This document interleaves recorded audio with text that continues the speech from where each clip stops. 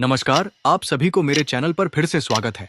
पतंजलि योग सूत्र के चौथे अध्याय के 12वें सूत्र के बारे में आज हम चर्चा करने वाले हैं।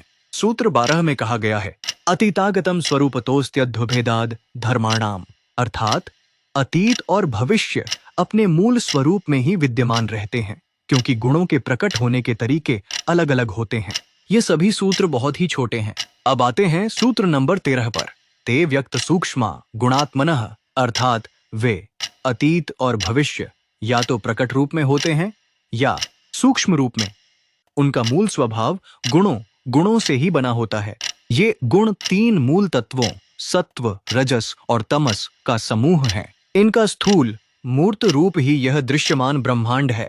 अतीत और भविष्य का उदय इन्हीं गुणों के प्रकट होने के विभिन्न तरीकों या अवस्थाओं से होता है। सूत्र 14, परिणामात्मकवाद वस्तुतत्वम, अर्थात वस्तुओं में जो एकता या अखंडता दिखाई देती है, उसका आधार उनके निरंतर होने वाले परिवर्तनों की एकता है। यद्यपि मूल तत्व 3 हैं, किंतु उनके परिवर्तनों में एक प्रकार का समन्वय या तालमेल होता है, जिसके कारण समस्त वस्तुओं में एक रूपता बनी रहती है।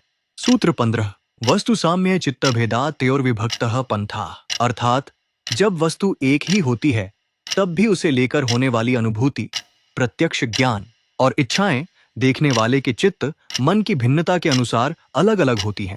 सूत्र 16, तदुपरागापेक्षत्वात् चित्तस्य वस्तु ज्ञात जनातम, अर्थात वस्तुएं और चित्त मन के लिए कभी ज्ञात जानी पहचानी होती हैं तो कभी अज्ञात अनजानी।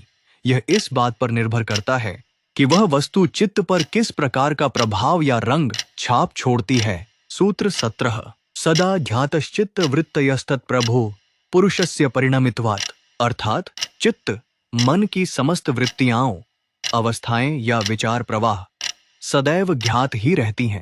इसका कारण यह है कि चित्त का स्वामी अर्थात पुरुष आत्मा स्वयं अपरिवर्तनशील अविकारी है। इस संपूर्ण सिद्धांत का सार यह है कि यह ब्रह्मांड मानसिक और भौतिक दोनों ही स्वरूपों में विद्यमान है और ये दोनों ही जगत मानसिक और भौतिक निरंतर परिवर्तन की अवस्था में रहते हैं। यह पुस्तक क्या है? यह उन अणुओं मॉलिक्यूल्स का एक संयोजन है जो निरंतर परिवर्तनशील हैं। अणुओं का एक समूह बाहर जा रहा है और दूसरा भीतर आ रहा है। यह एक भंवर वर्लपूल के समान है, किंतु फिर भी इसमें एकता का बोध कराने वाला तत्व क्या है? वह कौन सी चीज है जो इसे वही पुस्तक बनाए रखती है? ये परिवर्तन एक निश्चित लय रिदम में होते हैं, एक सुसंगत क्रम में। ये मेरे चित्त पर अपनी छाप संस्कार भेजते रहते हैं और जब इन अलग अलग छापों को एक साथ जोड़ा जाता है तो वे मिलकर एक अखंड और निरंतर चित्र का निर्माण करती हैं। पतंजलि योग सूत्र के अधिकांश संस्करणों में स्वामी विवेकानंद ने 16वें सूत्र पर कोई टिप्पणी नहीं की है। यह सूत्र इस प्रकार है, कोई भी वस्तु किसी भी चेतना कॉन्शियसनेस द्वारा प्रत्यक्ष किए जाने से स्वतंत्र रूप में अपना अस्तित्व रखती है।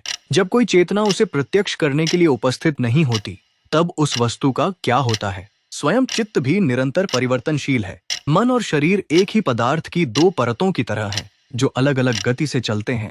तुलनात्मक रूप से एक धीमा और दूसरा तेज होने के कारण हम इन दोनों गतियों के बीच अंतर कर सकते हैं। उदाहरण के लिए, एक ट्रेन चल रही है और उसके साथ साथ एक और डिब्बा धीरे धीरे चल रहा है।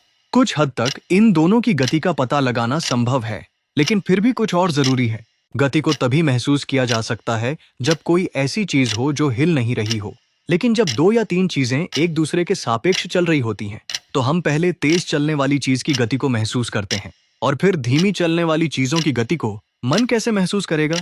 वह भी लगातार बदल रहा है। इसलिए एक और चीज जरूरी है जो और भी धीरे चले। फिर आपको किसी ऐसी चीज तक पहुंचना होगा जिसकी गति और भी धीमी हो, और इसी तरह आगे बढ़ते हुए आपको इसका कोई अंत नहीं मिलेगा। इसलिए तर्क आपको कहीं ना कहीं रुकने के लिए मजबूर करता है। आपको उस चीज को जानकर इस अंतहीन श्रृंखला को पूरा करना होगा जो कभी नहीं बदलती।